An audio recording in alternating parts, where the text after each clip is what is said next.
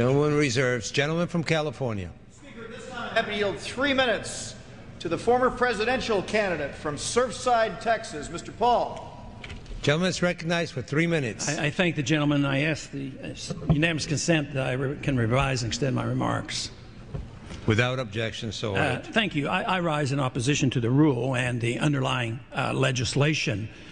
It doesn't take a whole lot to convince me that we're on the wrong track with this type of legislation.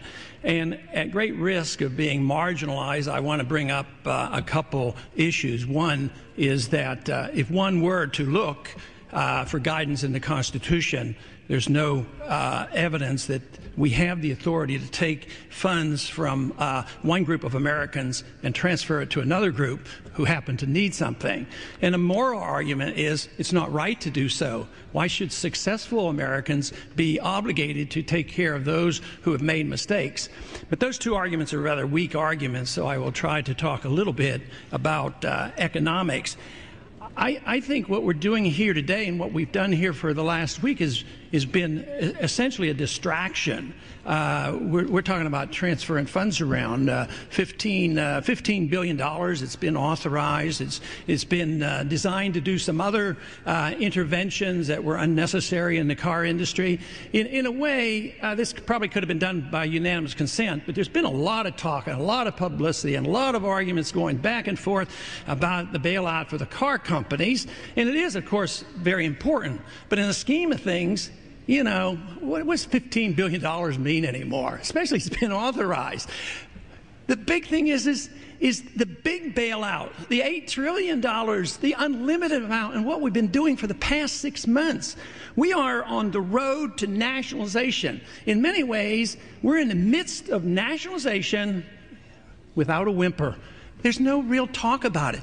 I mean, we've essentially nationalized the insurance companies, the mortgage companies, the banks, and medical care is moving in that direction. And now the car companies are going to be run by a car czar from this Congress. I mean, it is such an embarrassment. It is such an insult to us who believe in freedom, who believe in sound money and limited government. It's such an insult to the whole idea of what made America great.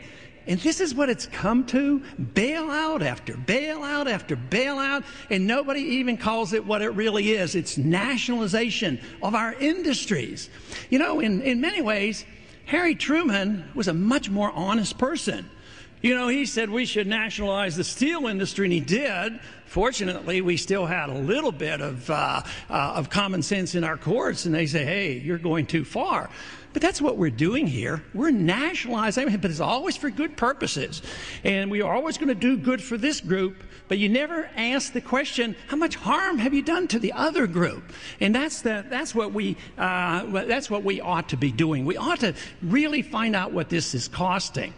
You know, as much as I strongly believe in the free society and I can defend it from an economic viewpoint, I also know where we are and where we ought to go, and I do believe in transitions. Time has expired. I yield my friend an additional 30 seconds. I believe in a transition, and that is if we need a bailout for the car companies, even though I don't like the idea, if you could pay for it, take it out of these hundreds of billions of dollars running the American empire around the world, cut it, bring it home and spend it here. But this running up these deficits, it's going to do us in, and we're working on the collapse of the dollar. That's what you better pay attention to. So pay attention. This is a lot more important than this little $15 billion. To me, it's been a gross distraction of the great harm we've done in the past 6 months. Gentleman from New York. I continue to reserve. If this were a dictatorship, it'd be a heck of a lot easier. Just so long as I'm the dictator.